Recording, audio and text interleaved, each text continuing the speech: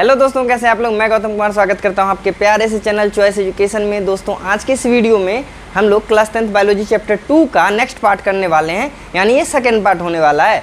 पहले पार्ट में हम लोगों ने पादपों में जितना भी होता है नियंत्रण समन्वय वो ख़त्म कर दिया था। कैसे नियंत्रण समन्वय, उद्दीपन क्या होता है, अनुवर्तन क्या होता है, या हार्मोन्स क्या होता है, कैसे हार्मोन काम करता है, हर चीज़ को डिटेल से हम लोगों ने पढ़ लिया था।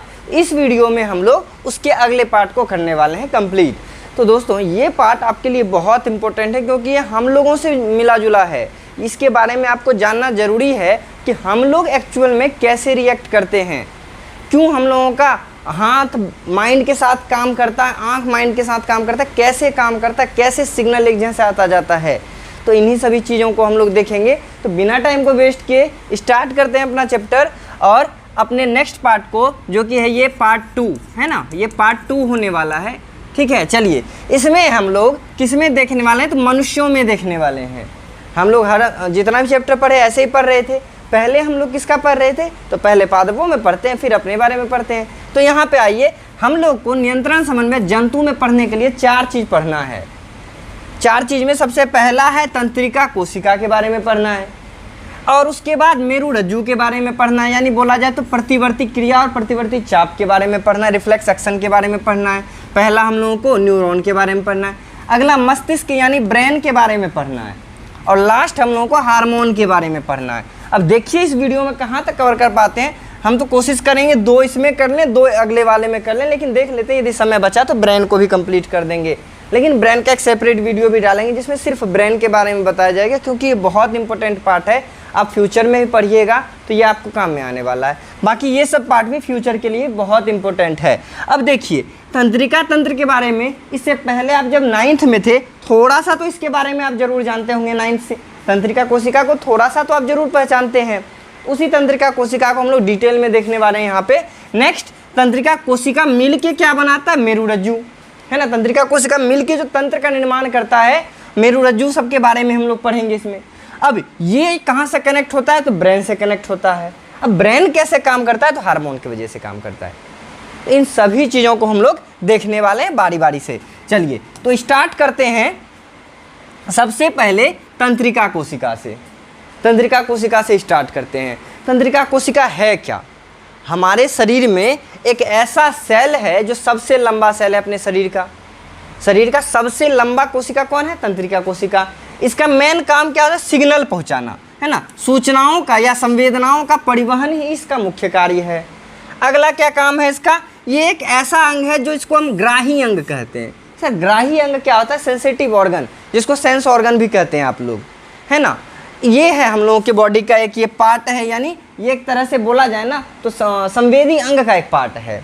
चलिए, शरीर का सबसे लंबा कोशिका है, हमने अभी जस्ट बताया, शरीर की सबसे लंबी कोशिका है ये, ठीक है। अगला ये क्या करता है, सूचना को पहुंचाता है, किधर से किधर, थोड़ा सा इस पर एक बार देख लीजिए, हालांकि डिटेल में पढ़ना है। और ये 5 नंबर में पूछा जाता है आपके बोर्ड में, है ना। कोई सा भी बोर्ड हो, ये 5 नंबर का क्वेश्चन पूछा जाता है, ठीक है ना। तो इसमें थोड़ा सा मैं अभी हाल फिलहाल के लिए यहाँ के लिए काम चलाओ चीज़ बता रहा हूँ। ये वाला जो पार्ट है ये साइटोन कहलाता है, पीछे वाला पार्ट एक्सॉन कहलाता है। ये जो निकला हुआ इसको डेंड्राइट्स कहते हैं, ये जो उभार छोटा सा इसको डेंड्रॉन कहते हैं। बस इतना नाम आपको ध्यान में रखना है, इधर साइटोन उधर एक्सॉन। तो ये जो सूचना जाता है सबसे पहले ये रिसीव करता है, ये आगे भेजता है किसके पास, एक्सॉन के पास। यही लिखा है, साइटोन से कहाँ जाता है, एक्सॉन की दिशा में इसके सूचना का परिवहन होता है। अगला, सूचना का चाल क्या होता है, तो कहा जाता है औसतन चाल इसका ब्रेन का। ब्रेन में जो तंत्रिका कोशिका, देखिए हम लोगों का पूरा शरीर जो है ना तंत्रिका कोशिकाओं के जाल से बना हुआ है। सबसे ज़्यादा तंत्रिका कोशिका हमारे ब्रेन में होता है, उसके बाद रीढ़ की हड्डी के अंदर पाया जाता है स्पाइनल कॉर्ड, जिसको मेरुरज्जु कहते हैं, उसमें पाया जाता है। तो ब्रेन में जो तंत्रिका कोशिका है उसका चाल होता है 186 मील पर घंटा। इतना फास्ट काम करता है तंत्रिका कोशिका के अंदर सूचना का जो आदान प्रदान होता है। और यदि हम लोगों का नॉर्मल बात किया जाए तो यह होता है 120 मीटर पर सेकेंड। बहुत ज़्यादा स्पीड हुआ बच्चों, 120 मीटर सिर्फ कितने देर में, 1 सेकेंड में। अब आपके बॉडी का लंबाई कितना है, आपके बॉडी का लंबाई sir 2 metre max to max, 5 metre तो नहीं होगा, 2 मीटर है। अब बताइए पैर में यदि कुछ होता है, कोई बच्चा यदि 2 मीटर का है, मान लेते हैं 2 मीटर का है, यहाँ तो देखिए ना 120 मीटर सिर्फ 1 सेकेंड में जा सकता है, मैक्सिमम हाईएस्ट स्पीड है ना, 120 मीटर जा सकता है। ये तो 2 ही मीटर है, और वो भी कितने सेकंड में, 1 सेकंड में। लेकिन यहाँ तो 2 ही मीटर है, यदि 120 मीटर का आदमी होता ना तो यहाँ कुछ होता तो अगले सेकंड में वहाँ पे पहुँचता मैसेज। लेकिन ये तो 120 मीटर पर सेकंड के चाल से चल रहा है। इसका मतलब कि हमारे बॉडी का कहीं भी कुछ होगा ना, 1 सेकंड का बहुत छोटे से हिस्सा में ही हमें पता चल जाता है, इतना स्पीड होता है इसके सूचना का। तो आप लोगों ने देखा ये कितना इम्पोर्टेंट है और कितना फास्ट है। तो चलिए 5 नंबर में कैसे पूछा जाएगा उसको हम लोग समझते हैं। यहाँ पे देखिए, सबसे पहले इसको आप मुख्य भाग इसका देख लेते हैं। ये जो तारा देख रहे हैं आप लोग, इस तरीके का एक स्टार दिख रहा होगा आपको, इस स्टार को कहा जाता है साइटोन। यहाँ पे मैंने लिख के रखा है ना, इंग्लिश में जोमा कहा जाता है, SOM में सोमा, जोमा कहता है ना कि पढ़ा जाता है। अगला ये जो बीच में है इसको केंद्रक पढ़ा जाता है, न्यूक्लियस कहा जाता है इसको। और इससे जो धागा पुछड़ी निकलल देख रहे हैं ना, ये पुछड़ी नहीं है, इसका एक टाइप का बोला जाना नर्व है, एक तरीके का नस ही है ये भी। लेकिन ये खतरनाक वाला नस है, इसमें सूचना आता जाता है, बिजली का तार है एक तरीके से बोलिए, ठीक है ना। इस तार का नाम है डेंड्राइट्स, इंग्लिश हिंदी सेम ही है, हालांकि हिंदी में द्रुमिकाएँ कहा जाता है, तो बेकार सा वर्ड है, आप डेंड्राइट्स याद रखिए, ठीक है ना। और ये जो इसका उभार छोटा सा ऐसे निकला था यहाँ पे, इसको डेंड्रॉन कहा जाता है ना, डेंड्रॉन कहा जाता है। अगला भाग देख लेते हैं। ये जो कुल मिला के बना ये साइटोन है। साइटोन के पीछे एक लंबी सी पूंछ जाती है, उस पूंछ को कहा जाता है एक्सॉन, ठीक है, एक्सॉन कहा जाता है। सर काम क्या है, एकदम बारी बारी से पढ़ेंगे, बिल्कुल चिंता मत करिए, बस आप समझिए जो मैं कहना चाह रहा हूँ आप लोगों को। ये एक्सॉन है। अब एक्सॉन के पीछे देखिए, एक्सॉन बहुत सारे भागों में बट गया है और आगे जाके छोटा छोटा सा गांठ बना हुआ है, एक बॉल सा दिख रहा है, इसको कहा जाता है एक्सॉन टर्मिनल या सूत्रयुग्मी गांठ कहा जाता है इसको, ठीक है। अब इस बीच में छोटे छोटे देखिए काला काला सा यहाँ पैकेट दिख रहा है, ये श्वसन कोशिका, इंग्लिश में स्वान सेल कहा जाता है इसको। और इसके ऊपर एक पतली सी झिल्ली चढ़ी होती है जिसे माइलिन कहा जाता है। तो माइलिन किसकी झिल्ली है ऑब्जेक्टिव पूछा जाए तो ये होता है किसका, न्यूरॉन यानी तंत्रिका कोशिका का झिल्ली है। अगला ये क्या है, तो इसके बीच में देखिए ऐसा बना हुआ है ना, ऐसा करके ऐसा बना हुआ है, तो ये जो धसा हुआ है ना इसको कहा जाता है नोड। कौन सा नोड, तो एक साइंटिस्ट थे रेनवियर, उन्होंने इसके बारे में ज़्यादा डिटेल में बताया, रेनवियर नोड कहा जाता है, ठीक है ना। चलिए आगे बढ़ते हैं। अब मेरे ख्याल से ये सब कुछ समझ गए हैं। ये रहा अपना तंत्रिका कोशिका, ठीक है। अब नाम यहाँ पे आप लोग बताइए खुद से, ये क्या है, ये साइटोन है ना, ये साइटोन है। ये क्या है, तो ये डेंड्राइट्स है, डेंड्राइट्स है। चलिए पीछे जो निकला हुआ ये पूंछ क्या है, ये एक्सॉन है ना, एक्सॉन है। और ये लास्ट में छोटा छोटा सा बॉल दिख रहा है, ये क्या है, ये सूत्रयुग्मी गांठ है, सूत्रयुग्मी गांठ, ठीक है ना। अब मैंने हम लोगों को इसी 4 चीज़ पे फोकस करना है। चलिए मैंने यहाँ पे कुछ लिख के रखा है। मुख्य भाग इसका पहला भाग क्या है, डेंड्राइट्स, ये वाला धागा वाला भाग। इसको क्वेश्चन कैसे पूछा जाएगा, लिखेगा तंत्रिका कोशिका का स्वच्छ नामांकित चित्र बनाएं और उसका वर्णन करें। तो पहले आप वर्णन समझ लीजिए, चित्र बनाना लास्ट में सिखाता हूँ आपको, ठीक है। क्या है डेंड्राइट्स, क्या है देखिए, डेंड्राइट्स तंत्रिका कोशिका के साइटोन से निकलने वाला एक धागेनुमा संरचना है जो सूचनाओं को ग्रहण करता है त्वचा से। बोले सर नहीं समझे, एक बार बढ़िया से। जैसे देखिए ये कोई आदमी का पैर है, सपोज कर लीजिए, ठीक है ना। पैर में तो स्किन होगा, चमड़ी होगा, है ना। ये ना इस तरीके का जाल बिछा हुआ है हम लोगों के बॉडी में, इसका भयंकर सा जाल, ठीक है ना। हर जगह ये तंत्रिका कोशिका इस तरीके से पाया जाता है, हर जगह पे। और इसका इस तरीके से बहुत सारा पूंछ निकला हुआ रहता है, ठीक है ना। ये डेंड्राइट्स निकला आता है। जैसे ही आपके शरीर पे कहीं भी कुछ महसूस होता है, यहाँ पे केमिकल अंदर में केमिकल रिएक्शन होता है जिसके वजह से इसको मैसेज मिल जाता है, किसको, डेंड्राइट्स को। यानी यहाँ पे जैसे यहाँ पे कोई छूता है, आप बता देते हैं ना, कोई टच किया, पीछे से कोई ऐसे करके कान हिला के चला जाता है, आप जान जाते हैं कैसे। जैसे ही कोई टच किया, यहाँ पे एकदम भयंकर सा न्यूरॉन का जाल बिछा हुआ है। अब ये जाल क्या करेगा, तुरंत उस सिग्नल को रिसीव करेगा और सिग्नल को भेज देगा साइटोन के पास। इतना दूर समझ गए। डेंड्राइट्स क्या करे, डेंड्रॉन होते हुए साइटोन के पास, ये डेंड्रॉन कहलाता है। डेंड्रॉन होते हुए कहाँ पहुँच जाएगा, साइटोन के पास पहुँच जाएगा। अब यही लिखा है मैंने कि ये ग्राही अंग है, यानी मैसेज को रिसीव करने वाला अंग है, के संपर्क में रहता है। ग्राही अंग यानी कौन, त्वचा के संपर्क में रहता है। अभी समझाते हैं, ग्राही अंग पे एक पूरा समझाएंगे यहाँ पे। त्वचा के संपर्क में रहता है, सूचना को ग्रहण करता है और डेंड्रॉन को भेज देता है। और डेंड्रॉन से कहाँ जाता है, डेंड्रॉन से साइटोन में जाता है, ठीक है ना। बिल्कुल क्लियर। अगला बात चलते हैं, डेंड्रॉन कौन है। डेंड्रॉन हुआ कि ये मैंने दिखाया है अभी, ये वाला जो पोर्शन ये डेंड्रॉन है। अब ये डेंड्रॉन इस सूचना कहाँ पहुँचाएगा, साइटोन के पास। तो थोड़ा सा डेंड्रॉन का भी यहाँ पे लिख देते हैं, थोड़ा सा डेंड्रॉन। ये क्या करता है, सूचना को डेंड्राइट्स से, है ना,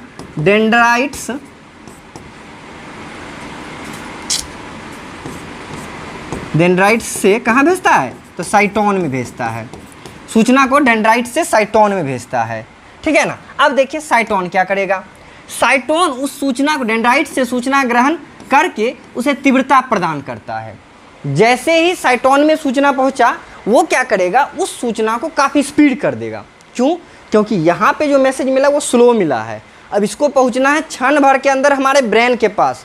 नहीं तो बोले सर छू लेगा तो कोई क्या हो जाएगा, छूने का ही बात नहीं है। यदि कहाँ यहाँ पे कोई आग लगा रहा हो, कोई कट लगा रहा हो, यदि जल्दीबाजी में सूचना नहीं पहुँचाएगा तो पूरा काट देगा, तब पता चला कुछ कटा, है ना। इसीलिए जैसे ही एक पिन भी चुभता है ना, आप तुरंत हाथ हटा लेते। क्यों, क्योंकि आपको मैसेज मिलता है फट से ब्रेन के पास।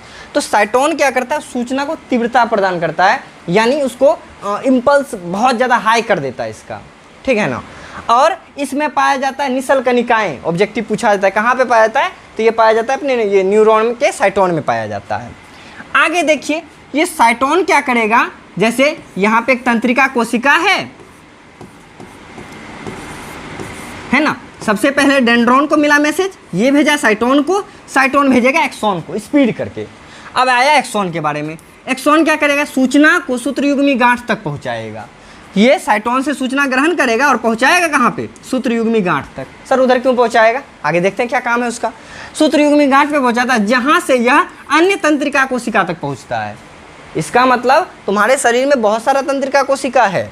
जैसे यहाँ पे सपोज करिए एक ये बच्चा है, यहाँ पर सपोज करिए कोई तंत्रिका कोशिका में मैसेज मिला, ये पीछे भेजेगा, पीछे एक और है, ये पीछे भेजेगा, पीछे एक और है, ऐसे करके सूचना हमारे रीढ़ के हड्डी के पास पहुँचता है। और वहाँ से फिर देखता है, रीढ़ का हड्डी दिमाग लगाता है, यदि उसके लेवल का होता है तो वो खुद ही संभाल लेता है, नहीं तो ब्रेन के पास भेजता है। चलिए आगे बढ़ते हैं, अगले के पास जाते हैं। सूत्रयुग्मी सर गांठ क्या करता है, यहाँ पे देखिए। सबसे पहले डेंड्राइट्स को मिला सूचना, डेंड्राइट से साइटोन में पहुंचा, साइटोन से एक्सॉन होते हुए एक्सॉन से पहुंचा सूत्रयुग्मी गांठ में। अब ये देखिए दूसरे से कनेक्टेड रहता है ना, एक गैप के छोटा सा बीच में गैप रहता है, उसके बाद ये कनेक्टेड रहता है और ये दूसरे को मैसेज दे देता है, और ये मैसेज ऐसे करके तीसरे को दे देगा।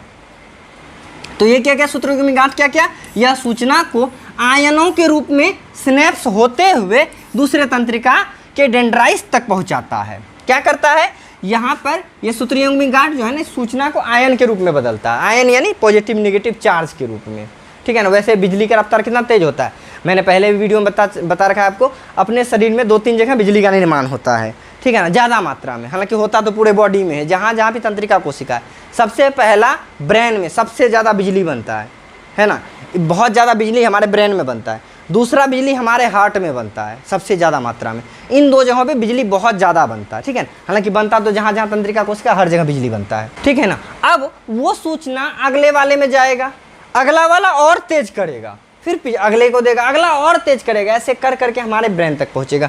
सर यहाँ पे कैसे सूचना का लेन देन होता है, तो यहाँ पे ये जो है ना, सोडियम जो हम लोग खाते हैं, नमक है ना, आप लोग क्या खाते हैं, नमक, सोडियम क्लोराइड NaCl। तो इसमें सोडियम नाम का आयन होता है ना, ये आयन एक बहुत ही महत्वपूर्ण भूमिका निभाता है। ये क्या करता है, ये सिग्नल को लोड करता है और दूसरे के पास जाता है। कैसे जाता है यहाँ समझिए थोड़ा सा।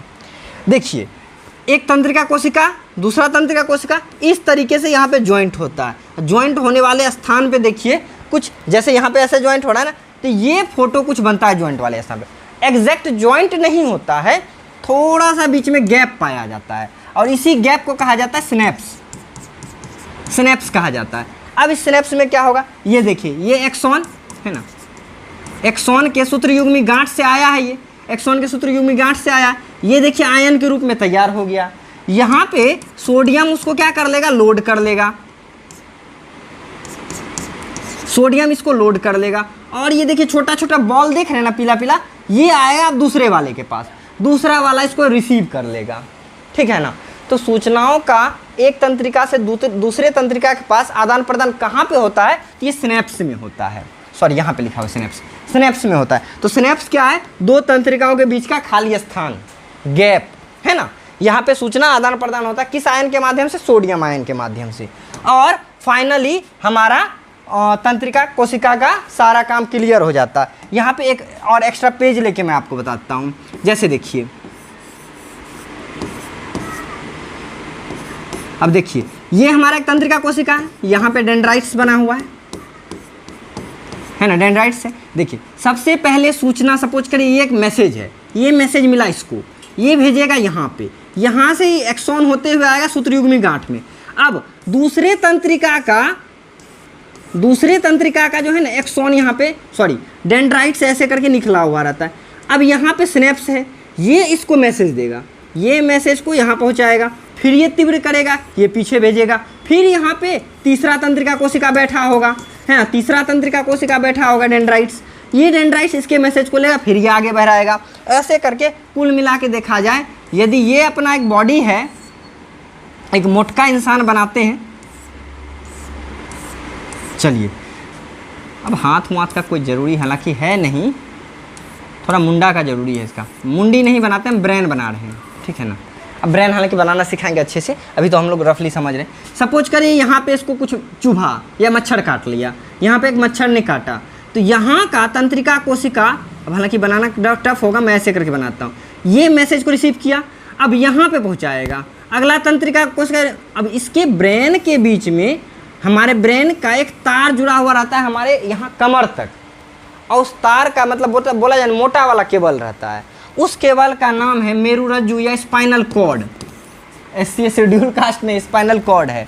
स्पाइनल कॉर्ड के पास ये सारा मैसेज जाता है, जहाँ से जाता है पूरे बॉडी का मैसेज स्पाइनल कॉर्ड तक आता है। अब ये देखिए, हमारे ब्रेन में, हमारे शरीर में दो दिमाग होता है, एगो इसके अंदर, एगो रीढ़ के हड्डी के अंदर, समझे ना। अब ये क्या करेगा? ये फैसला करेगा क्या ये मेरे लेवल का है कि नहीं सूचना, क्या इस पर हम रिएक्शन कर सकते हैं कि नहीं कर सकते हैं। देखिए, कहा जाता है 20% एक्सटर्नल जो भी हम लोगों के साथ कोई घटना होता है ना, छोटा मोटा, ये संभाल लेता है, 80% को संभालता है ये वाला ब्रेन, ठीक है। सोचना, समझना, निर्णय लेना, दुख सुख भावना, उसको ये संभालता है। मार झगड़ा में तो यही सब काम करता है। सपोज करिए कि यदि आप लड़ाई कर रहे हैं, एक घुसा पड़ा, आपका नाक टूट गया, तो खून निकलने लगा होगा, तो खून को रोकने के लिए दिमाग पूरा ताकत लगा देता है, सारे मैसेज, हर यहाँ पे जितना तंत्रिका कोशिका होता है सबको मैसेज करता है किसी तरीके से अंग को रोको। अब देखेंगे तंत्रिका कोशिका से अंग कैसे रोकता है उसको, खून को रोको। जब हमारा दिमाग यहाँ रोकने के लिए होगा, तो क्या सामने वाला दुश्मन हम पे मार करेगा तो हम नाके पकड़ के बैठेंगे? नहीं है ना, उसको मार रहे होंगे, उस समय ये फैसला ले रहा होता है। जैसे आप पढ़ रहे होते हैं, लिख रहे होते हैं, लिखते लिखते आपका छोटका भाई कहता है भैया सुनिए हटो उधर हटो, आप यहाँ पढ़ भी रहे हैं, उसको उधर हटा भी रहे, जब दिमाग यहाँ है फिर वो कैसे कर रहे हैं? वो उस समय ये वाला फैसला आपका ये रीढ़ का हड्डी लेता है, समझे ना। तो कुछ फैसला को ये लेता है, अब एग्जैक्ट 20% याद नहीं रख लेना, मैंने एवरेज बताया, और ज़्यादातर फैसला ये अपना ओरिजिनल ब्रेन लेता है, जिसको हम लोग आगे चल के पढ़ने वाले हैं। सर आपने अभी ग्राह्य, मेरे ख्याल से ये पूरा समझ गए। सर तंत्रिका कोशिका एग्जाम में कैसे बनाएंगे 5 नंबर का, यहीं पे देखिए मैं बनाना सिखा देता हूँ। 1 2 3 4 5 6 7 8 इस तरीके से कि आपको स्टार बना लेना है। अब किसी एक को पकड़ के थोड़ा सा ऐसे झिलमिलाते हुए पीछे लेके चला जाना है, और पीछे जाते जाते इसको पतला कर देना है, ठीक। अब यहाँ से इसको मिटा लीजिएगा थोड़ा सा पेंसिल से, मिटाने के बाद थोड़ा गैप बन जाएगा, इसको ऐसे करके आगे चल के बहुत सारे पीसेज में बांट देना है। सभी के साथ ऐसा ही करना है आपको।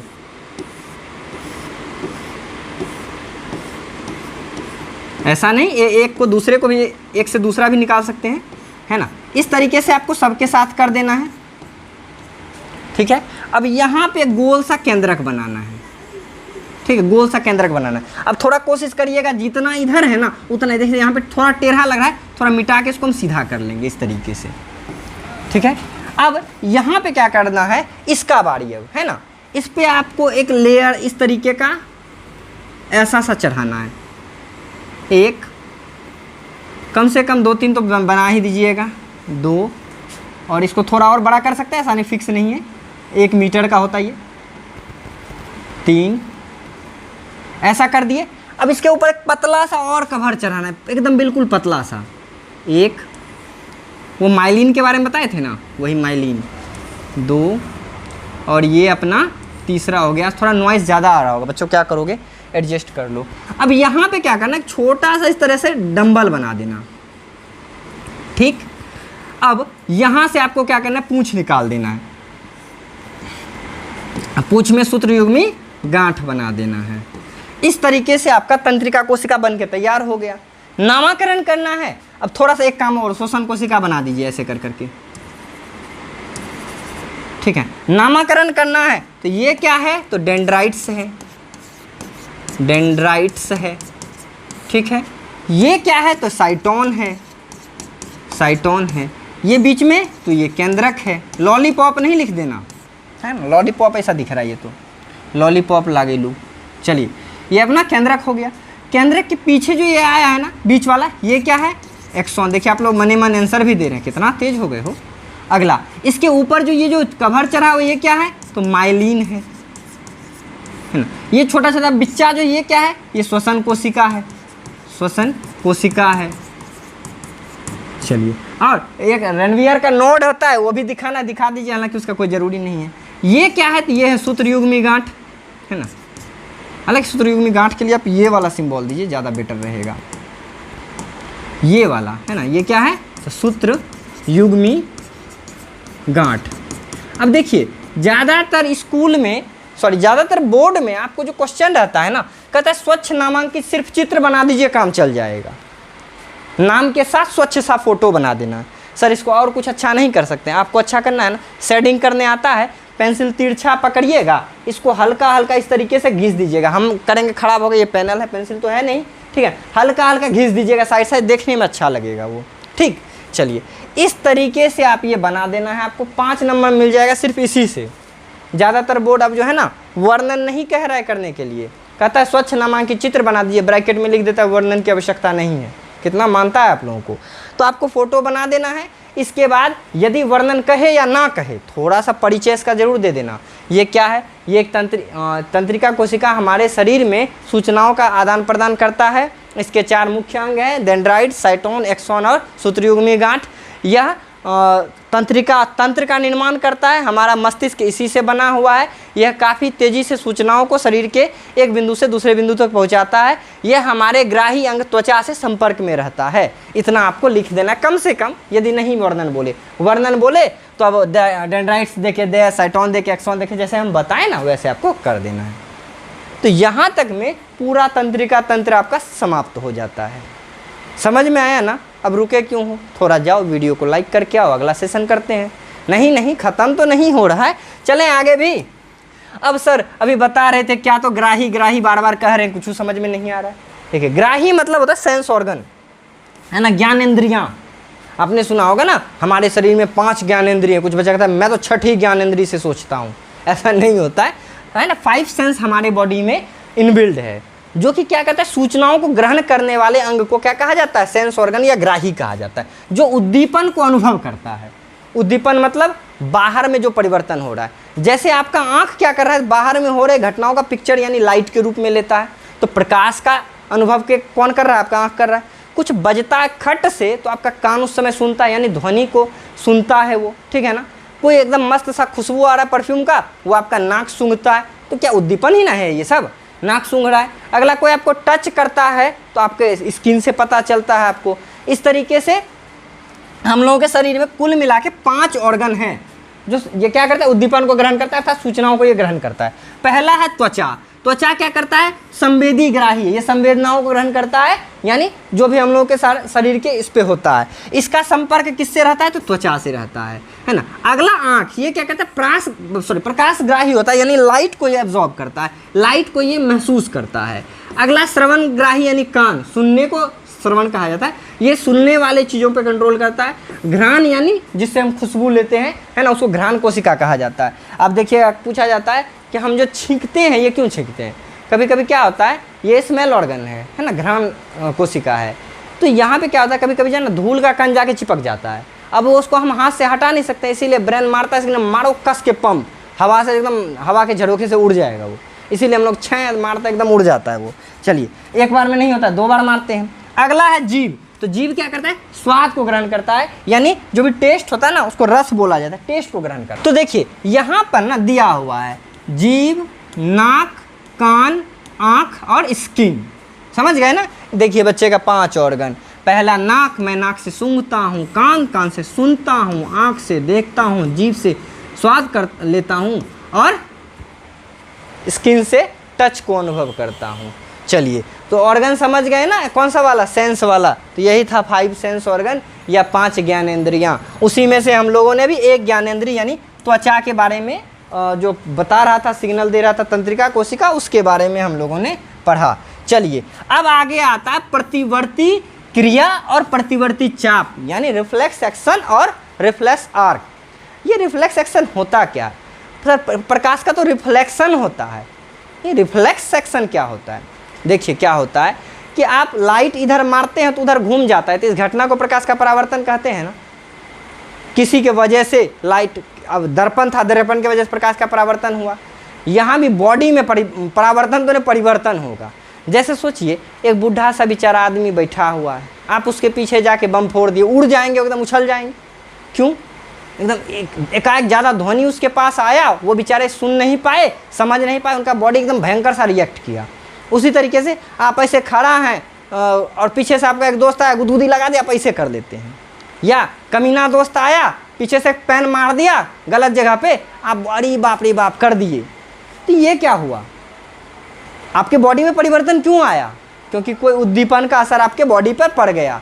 यानी बाह्य उद्दीपन का हमारे शरीर पर जब प्रभाव पड़ता है तो हमारा शरीर जो रिएक्ट करता है, तो इस प्रकार का जितना भी घटना होता है ना, यही कहलाता है प्रतिवर्ती क्रिया। और कोई खतरनाक सा काम नहीं है, मतलब कोई आपको हाथ जैसे चुट्टी काटा, आप हाथ ऐसे किए, इसी को कहा जाता है रिफ्लेक्स एक्शन। किसी बाह्य उद्दीपन के कारण शरीर में अचानक होने वाला परिवर्तन, कोई आप खड़े हैं, कोई पीछे से अगरबत्ती या सिगरेट सटा दिया, ऐसे कर लेते हो, इसी को कहा जाता है रिफ्लेक्स एक्शन, यानी प्रतिवर्ती क्रिया।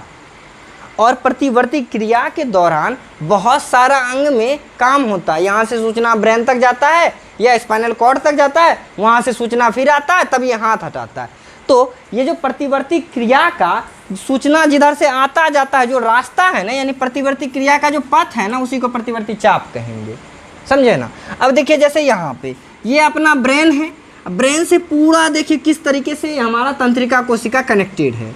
यहाँ पे कुछ होगा, खटाक से मैसेज आएगा इसके पास, और ये फिर से मैसेज भेजेगा, एक ऑर्डर भेजेगा, जिसके वजह से ये हाथ एक्ट करेगा।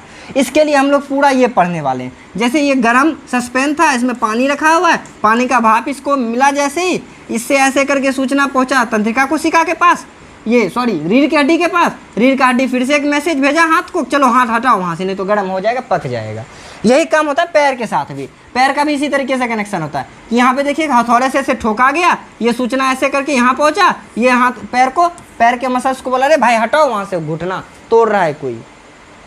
तो जिस रास्ते से ये काम होता है उसको प्रतिवर्ती चाप कहते हैं। और ये जो काम हुआ, हाथ पैर हटा लेना, हाथ हटा लेना, बॉडी का परिवर्तन कर लेना शेप का, यही कहलाता है क्या चीज़, प्रतिवर्ती क्रिया।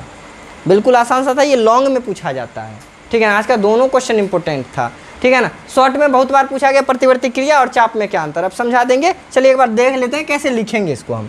प्रतिवर्ती क्रिया क्या है, तो बाह्य उद्दीपन के कारण शरीर में अचानक होने वाले परिवर्तन को क्या कहते हैं, प्रतिवर्ती क्रिया कहते हैं। या आप ऐसा कह सकते हैं कि प्रतिवर्ती क्रिया, हाँ नहीं यही सही है, ज़्यादा हैवी क्या करना है, यही अच्छा है। चलिए इसका कौन कौन मुख्य अंग होता है जिससे काम होता है। देखिए सबसे पहले आपको सेंसेशन कहाँ मिलता है, अनुभव कहाँ होता है, तो स्किन पे, त्वचा पे। तो त्वचा यानी ग्राही, सबसे पहला अंग इसका कौन है, ग्राही है।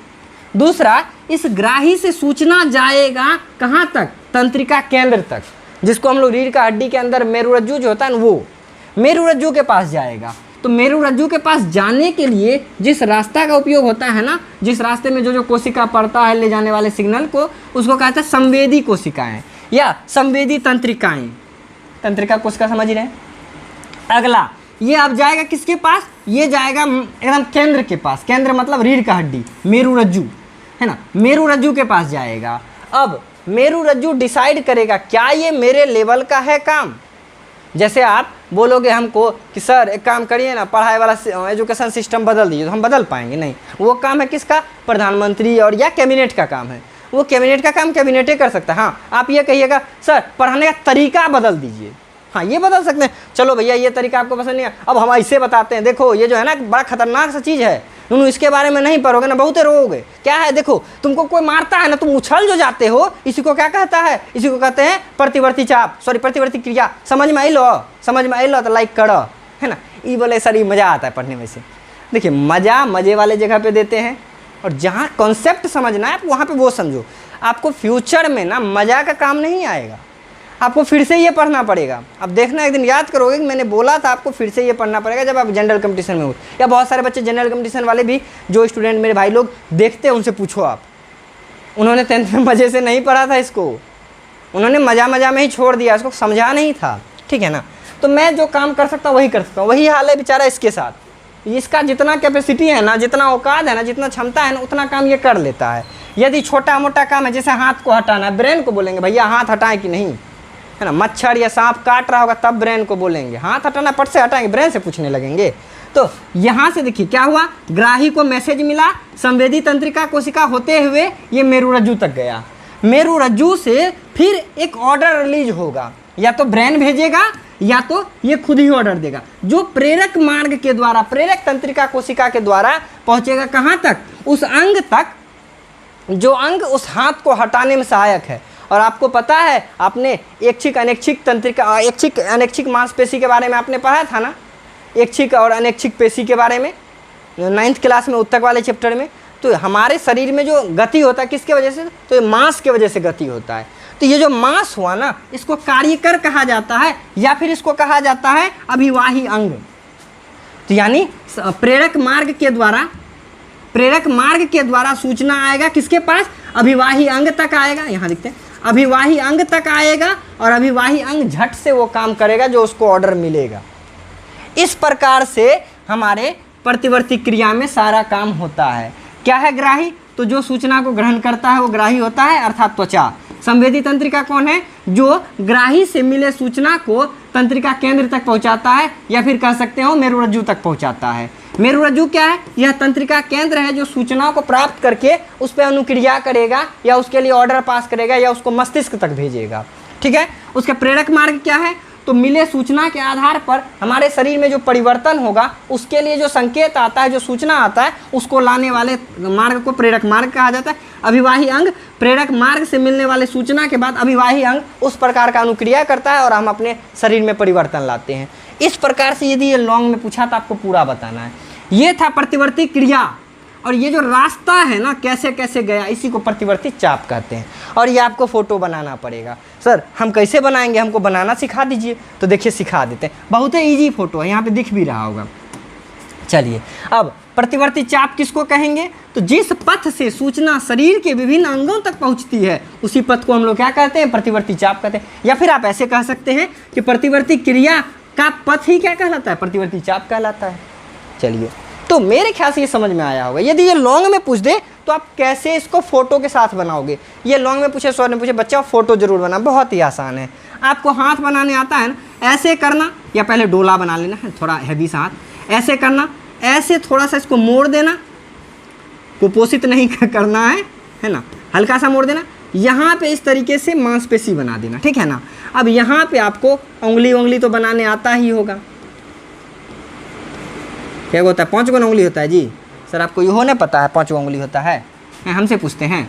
चलिए अब इतना ही हाथ, इतना ही बनाना। अब आपको यहाँ पे क्या करना है, तितली बनाना है, ऐसे और ऐसे तितली।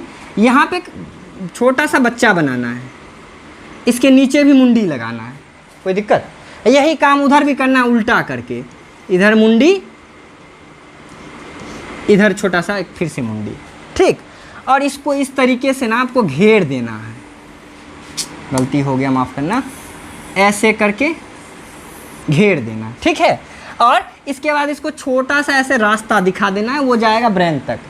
अब यहाँ से क्या करना, ये त्वचा है, यहाँ पे लिख देना त्वचा है, ये त्वचा है। यहाँ पे क्या करना, एक छोटा सा कैंडल बना देना, मोमबत्ती, आसान होगा बनाना, है ना, मोमबत्ती बना देना। और यहाँ से ऐसे करके आप सूचना ले जाना, निचले वाले बच्चे को देना, ठीक। अब निचला वाला बच्चा को सूचना दीजिएगा, ऊपर वाले बच्चा से इस प्रकार से सूचना यहाँ पे लाइएगा। 2 रस्सी आपको दिखाना है। ये वाला जो सूचना को ले गया ये कौन सा था? ये तो संवेदी मार्ग था या संवेदी तंत्रिका था, है ना। और जिससे मैसेज आया, आने और जाने वाले का पथ दिखा दीजिए। जिससे मैसेज आया ये क्या था? ये प्रेरक तंत्रिका या प्रेरक मार्ग कह सकते हैं, प्रेरक मार्ग कह सकते हैं। चलिए ठीक। अब ये जो है ये हमारा क्या है? ये केंद्र है, तो इसको लिख सकते हैं मेरु रज्जु, मेरु रज्जु, है ना, या स्पाइनल कॉर्ड इंग्लिश में लिख सकते हैं। ये क्या है? तो ये रास्ता है ब्रेन तक जाने का, है ना। ये लिख देना इधर मस्तिष्क ऐसे करके, इधर मस्तिष्क लिख देना है, समझ गए। चलिए इतना काम आपको कर देना है, कितना आसान सा काम है। अब पैर भी बना सकते, जरूरी नहीं है हाथ बनाना। चलिए तो मेरे ख्याल से आप पूरा का पूरा ये भी समझ गए, प्रतिवर्ती क्रिया, प्रतिवर्ती चाप, है ना। लॉन्ग में पूछे, शॉर्ट में पूछे, आप मेरे ख्याल से बता सकते हो, मैंने कुछ नहीं छोड़ा है। अब आते हैं एक अहम मुद्दे पर, और मुद्दा है हमारा मस्तिष्क, ब्रेन, ये खोपड़िया, कैसे हमारा ब्रेन काम करता है। देखिए बहुत ही जटिल प्रक्रिया है अपने ब्रेन का, और बहुत मज़ेदार है ना, बहुत मज़ेदार है। इसको समझना इतना आसान है ना, आप सोच नहीं सकते हो। लेकिन वही है, समझने आना चाहिए, समझाने भी आना चाहिए। तो आप समझेंगे और मैं समझाऊंगा। तो थोड़ा सा इसका पहले इम्पोर्टेंट सा फैक्ट समझ लेते हैं, क्यों ब्रेन पढ़ना ज़रूरी है। देखिए सबसे पहला काम कि ये जो ब्रेन होता है ना हमारा ब्रेन हमारे शरीर का मेमोरी और सीपीयू दोनों है। जिस प्रकार से कंप्यूटर के लिए मेमोरी और सीपीयू जरूरी है ना, उसी तरह तुम्हारे बॉडी एक कंप्यूटर की तरह मानो, तो मेमोरी और सीपीयू यही है। ब्रेन में चोट लगता है, याददाश्त चल जाता है, पापा को पूछता आप मेरे पापा हैं क्या, दीदी को पूछता तुम ही मेरी बहन है, चलो हटो यहाँ से जल्दी हटो, है ना। लेकिन हमारा ब्रेन ही वो है जो याद रखवाता है, यानी हमारे शरीर का मेमोरी भी यही है, सीपीयू यानी पूरे फंक्शन को ऑपरेट भी यही करता है, जैसे कंप्यूटर में। अब इतना इम्पोर्टेंट है तो सर ये बहुत ज़्यादा एनर्जी भी, बैटरी भी लेता होगा। तो यदि आप दिन भर में 100 कैलोरी एनर्जी को खा रहे हैं तो 20 कैलोरी एनर्जी तो यही ले रहा है, यानी 20 किलो एनर्जी सिर्फ और सिर्फ ब्रेन एब्जॉर्ब कर रहा है। इस तरह से देख सकते हैं हमारे बॉडी के कुल ऊर्जा का 20% ऊर्जा का उपयोग कौन करता है? तो ब्रेन करता है, कुल ऊर्जा का 20%। और जितना ऑक्सीजन लेते हैं ना 20-22% ऑक्सीजन भी यही एब्जॉर्ब कर लेता है, अवशोषित कर लेता है। यानी हमारे ब्रेन को बहुत ज़्यादा ऊर्जा चाहिए, बहुत ज़्यादा ऑक्सीजन चाहिए। दरअसल ऊर्जा हमारे ब्रेन को ही सबसे ज़्यादा चाहिए, इसीलिए कहा जाता है पढ़ने में सबसे ज़्यादा ऊर्जा खर्च होता है। क्यों? क्योंकि पढ़ने वक्त आपका ब्रेन पूरा मेमोरी भी कर रहा होता है, कैलकुलेशन भी कर रहा होता है, हाथ को भी मैसेज दे रहा होता है, और दिमाग को भी मतलब सोच भी रहा होता है, देख भी रहा होता है, कुछ अगल बगल में यदि ईयरफोन से वीडियो देख रहे सुन भी रहा होता है।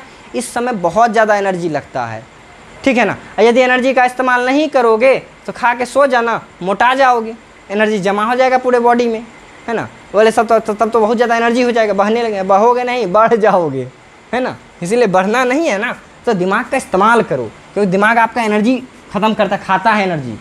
इसीलिए कहा था अच्छा खाना खाओ तभी दिमाग तेज चलेगा, है ना। सोते उठते एकदम बिना मुँह धोए खा लिए 2 रोटी बासी वाला, चल गए पढ़ने, कहाँ से मन लगेगा। बढ़िया से सो के जगह हैं, थोड़ा एक्सरसाइज वगैरह कर पाते कर लेंगे, थोड़ा टहल भी लेते हैं, ब्रश कर लिए, नहा लिए। अब थोड़ा सा गरम कुछ अच्छा सा चीज़ खाए तो वो एनर्जी हमारे ब्रेन के पास जाएगा। अब ब्रेन सही से काम करेगा। खाना देवे नहीं करोगे, दिन रात पढ़ते रहोगे, तब हो गया पढ़ा हुआ आपका। इसीलिए प्रॉपर खाना, प्रॉपर न्यूट्रिशन चाहिए हमारे ब्रेन को।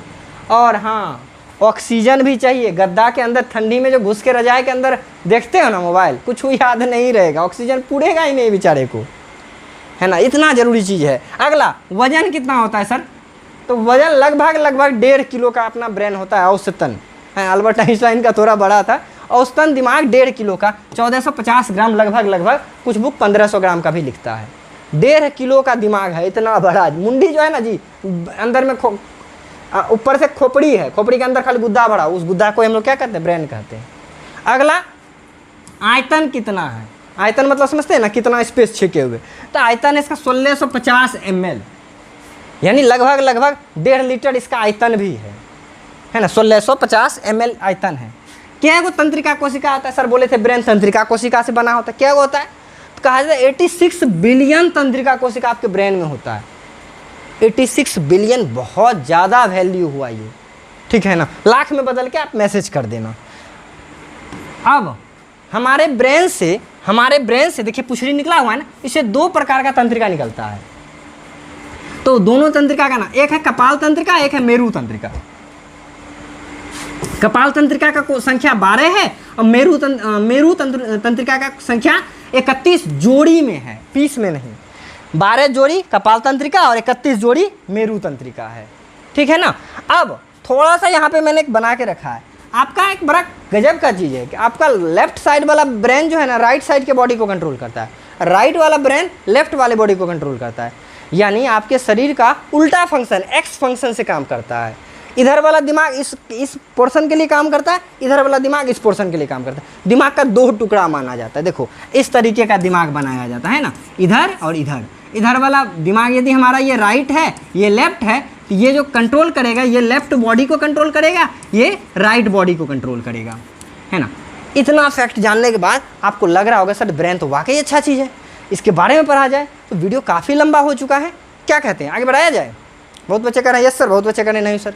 पहले वीडियो लाइक करो, कमेंट करो कैसा लगा वीडियो देखने में, क्या आपको तंत्रिका, कोशिका और प्रतिवर्ती क्रिया, प्रतिवर्ती चाप पूरा समझ में आया? और ये फैक्ट बहुत मज़ेदार सा था कि नहीं था, है ना। 2 मिनट वाला फैक्ट मैं नहीं बताता हूँ, 1 मिनट वाला मैंने बहुत सारा अच्छा चीज़ खोज के लाया आपके लिए। अब ब्रेन पढ़ना काफ़ी ईजी है, ऐसा नहीं कि ब्रेन के बारे में हम लोगों ने नहीं करके रखा है, मैंने सारा कुछ करके रखा है। पढ़ाना हो तो अभी जस्ट पढ़ा दूँ, कोई दिक्कत नहीं, सब कुछ लिखा हुआ है, क्या है नहीं है, कैसे काम करता है, बस हमको तो बताना है। जहाँ जहाँ लिखने का ज़रूरी होता है वहाँ वहाँ लिखना है। क्या कहते हैं, है ना सर, ज़्यादा हो गया, लिखना भी होता है। नोट्स मांगा मत करो बच्चों, मुझे गुस्सा आ जाता है यार, इतना मेहनत से पढ़ाऊँ सब कुछ लिख के, अब बाद में आप चाहते क्या स्क्रीनशॉट ले कल लिखेंगे, ऐसा मत करो, है ना। आप लिखने के साथ पढ़ो। 1 घंटा का वीडियो होता है ना, मैं इसीलिए वीडियो छोटा रखने का कोशिश करता हूँ। 30 मिनट, 35 मिनट, 38 मिनट का वीडियो होता है, या 1 घंटा का वीडियो, 2 घंटा आप देखो वीडियो, 1 घंटा वीडियो देखो, 1 घंटा लिखो, साथ ही साथ 2 घंटा में हो जाता है। इससे आपका ब्रेन ज़्यादा चीज़ों को समझेगा। पढ़ोगे अभी, लिखोगे परसों, है ना। मांगा मत करो यार, बहुत बुरा लगता है। कमेंट करके बताना है आपको, क्या कमेंट करके बताना है कि हमारे शरीर में ब्रेन का जो होता है, ब्रेन इसके अंदर जो कोशिका, तंत्रिका कोशिका है, उसमें सूचना का रफ्तार कितना होता है, बिना पीछे किए। कुछ मील प्रति घंटा था ना, बिना पीछे किए आप कमेंट दो, हम आपके कमेंट का इंतजार कर रहे हैं। वीडियो कैसा लगा ये भी ज़रूर बताएं। मिलते हैं बहुत जल्द अगले वीडियो में, तब तक के लिए बाय बाय। पसीना निकल रहा है, लाइक करना पड़ेगा।